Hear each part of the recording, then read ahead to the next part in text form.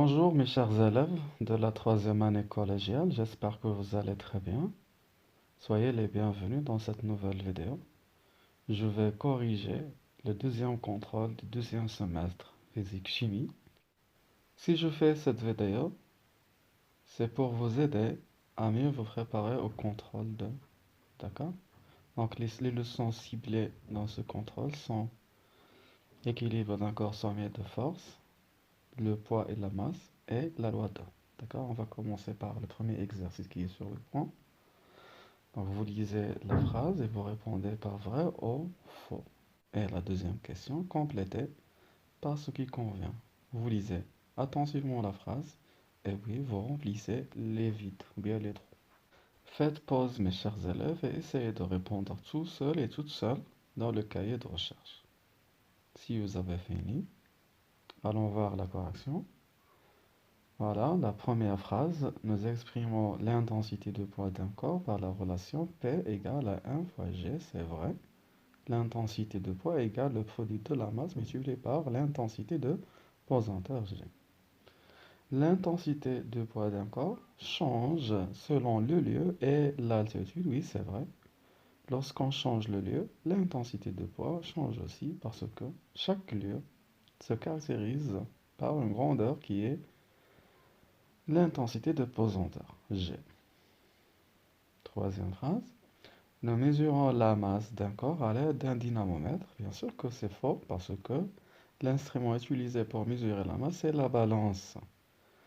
Voilà, quatrième phrase. La caractéristique d'un conducteur est une ligne curviligne. Bien sûr que c'est faux parce que la caractéristique d'un conducteur est une droite ou bien une ligne droite passant par l'origine de repère.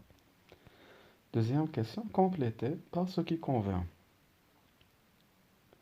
Lorsqu'un objet est soumis à l'action de deux forces, parce qu'on a étudié l'équilibre d'un corps soumis à deux forces, d'accord? Cet objet est en équilibre si les deux forces ont la même intensité et la même droite d'action. Plus précisément, ils doivent être confondus, d'accord? Les deux droites d'action doivent être confondus et des sens opposés. La caractéristique d'un conducteur ohmique représente la variation de la tension appliquée entre les deux bornes du conducteur en fonction de l'intensité du courant qui le traverse. D'accord? Faites attention mes chers. La tension en fonction de l'intensité du courant. D'accord? Le contraire est faux. Question 3. Complétez le tableau suivant. Nous avons la grandeur, son symbole et son unité. Puis vous soulignez les relations correctes. D'accord? Faites pause et répondez mes chats. Après avoir fini, voir la correction. Donc la grandeur, la masse, son symbole c'est M, son unité c'est kilogramme, l'unité légale. D'accord? La tension, symbole U, l'unité volt, de symbole V.